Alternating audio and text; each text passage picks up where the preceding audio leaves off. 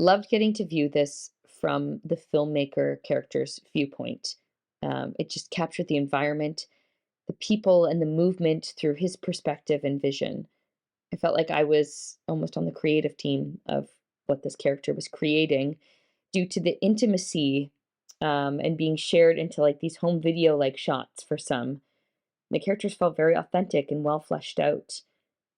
I thought the comparison of the old woman and the land and the depletion and the isolation, the idea of almost being left behind was really rich with images and thoughts. Her children have left her behind, her preparing her own grave for when they come back, the vibrancy and the joy of the past compared to the solitude of the present. I didn't know about the Aral Sea beforehand, but in this encouraged me to explore a little bit more about what happened. And in in the research and discovery, it made these images and this film even more striking to me. I'm not certain if this viewpoint was fictionalized or not. The documentarian is capturing the Aral Sea, wanting to capture the crying eyes of it. He wants to see the eyes of tragedy.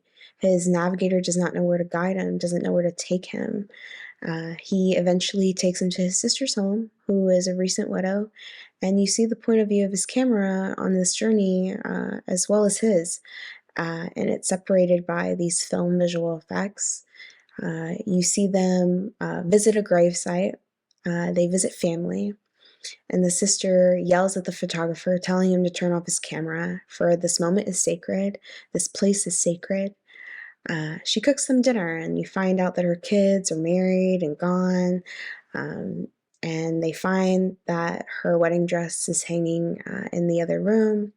And he makes a deal with her that he'll eat her feast if he gets to capture her in her wedding dress. And she agrees.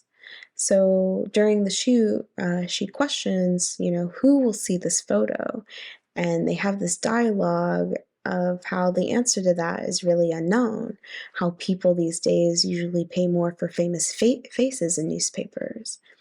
And she then goes to follow the conversation with, well, why take these pictures if no one will see them? For which he responds with, we will find the right eyes to see this photo and take in this moment. I liked that we had this through the camera perspective used throughout. I thought that worked well and was really cool.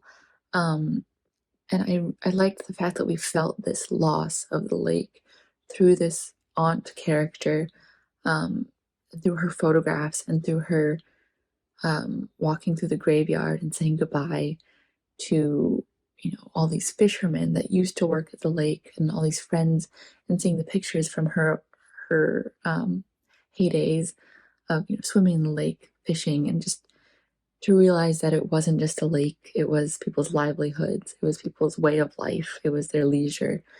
So I think using a narrative story to bring about that information in this documentary was a really cool way of doing things, and I think it worked really well to bring out that emotional aspect of this loss of the lake. I mean, it was nice to get such a micro look at this culture that we don't get to see very often. The scenery was beautiful. I loved, that the lead character was a photographer, because we got to, got a photographer's view of the place. One of the most striking images was seeing that rusted out boat sitting in the middle of the desert, the dry desert ground there. That was quite affecting. But yeah, it was really interesting. I like how this kind of pieces usually would be presented as a documentary, but they created a narrative and made a story around it. So really nice job with that. The actors all did a nice job, and it was just everybody. Yeah, it was just really nice getting a glimpse into this culture.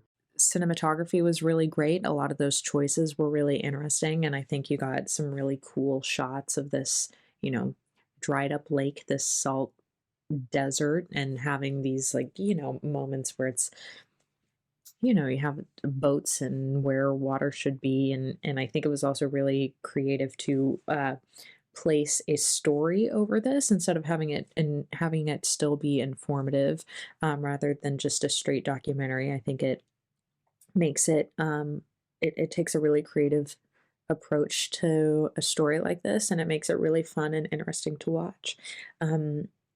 The actors did a great job. It was very informative. You could follow along what was going on in there while still receiving a lot of the information, which was really great.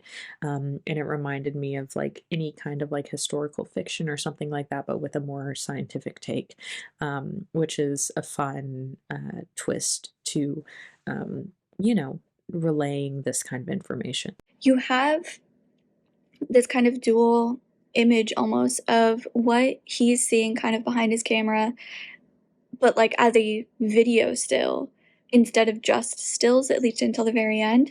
And then you also have him interacting with these people as well, and interacting in the space, and interacting and talking and learning history, and from the people that he's taught, like from the people that he's also photographing, which I thought was a really interesting way to kind of approach it and to show and tell the story of this is how this photographer is getting these images. It's not just the physical places that he is, it's also him learning the history. It's also him learning, hearing all these different stories, being physically there, and immersing himself in the environment where he, and like that's how he's getting these images. That's how he's telling a story through just a still. And I think that's so beautiful, and I really loved how they approached it because you kind of understood like his process getting there. They showcase the erosion at the Aral Sea and how they are trying to fight it with social trees planting. They talk about the environmental devastation in Uzbekistan and what it means to preserve our resources, and also the need to raise awareness towards the issue. They talk about this appalling loss of the sea for only beginning in the 60s, mostly due to irrigation for agricultural purposes. I loved looking into this particular region ways of life and their traditions and the sadness that comes with losing such an important source of sustenance. And I love the dress. The person looked so sad, and it was so telling. You can sense all that pain, and the producers just did an excellent job showcasing that pain.